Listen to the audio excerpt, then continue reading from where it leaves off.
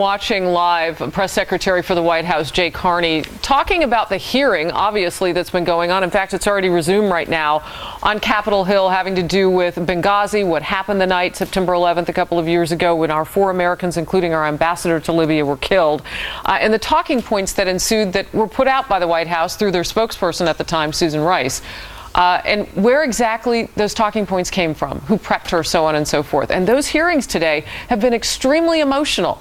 And out of that emotion now is this talk, this press for more information. So Press Secretary Jay Carney clearly dealing with this issue at the press conference, but not necessarily on point with answering the questions. We heard a lot of laughing back and forth with him and media members there, and then a testy exchange with Fox News' own Ed Henry, White House correspondent, as he pressed him for answers on what really happened that night, what was the thinking, so on and so forth.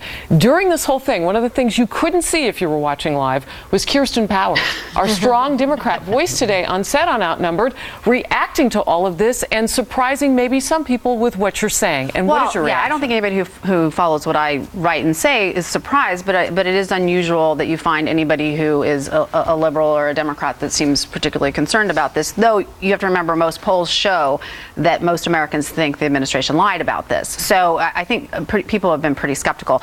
But I think what is particularly frustrating about this is listening to Jay Carney say, well, it's just so obvious, Ed, if you just look and see that this was about the broader protests. Well, here's the thing. First question, are you lumping in a protest in Egypt, which was terrible, with 4 Americans being murdered? Is that what you're telling us? Yeah. Like you actually just lump these things into one talking point? That's kind of unbelievable. But if it's true, we need more information about this. Sure. And second of all, I think that it's quite clear that if you go back, I pulled up on, go get the transcripts of all the Sunday shows. Right. Every question was about Benghazi. No one was asking about anything else. This was prep to talk about Benghazi.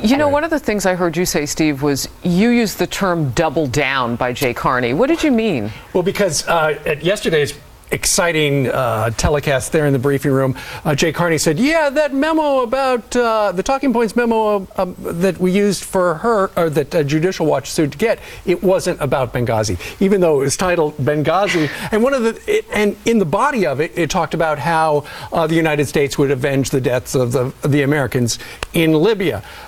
The only Americans who died in Libya were at the embassy. And so clearly it was about Benghazi. The Judicial Watch, the organization that sued to get the documents, they only were asking the federal government for documents regarding Benghazi. So for him today to say once again, I'm telling you, it wasn't about Benghazi, that is...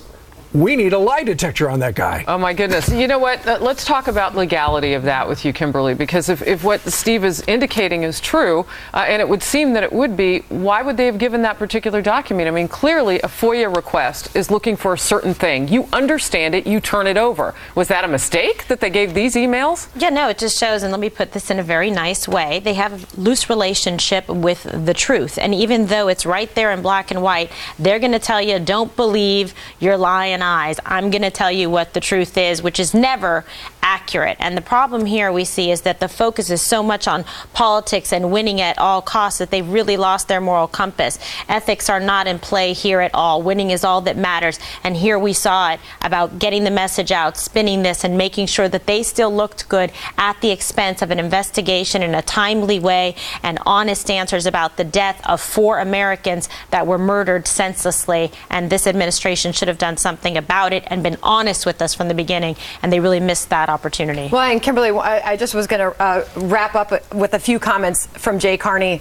There's nothing in the emails. These are the emails, of course, that have been breaking news of the past couple of days. He also said the cover-up is bogus GOP conspiracy theories, those conspiracy theories which he said continue to fall apart. And one other thing I wanted to note was the tone. It was very defensive, and once again, it was very heated in that room today. We are seeing more journalists pressing on other than just our own Ed Henry from Fox News. So some changes there. And by the way, I was live tweeting during Jay Carney's comments, and people are fired up. People want answers. Wait, let me get this straight. So you were hosting a show and live tweeting at the same time? Indeed, do you get paid double for that?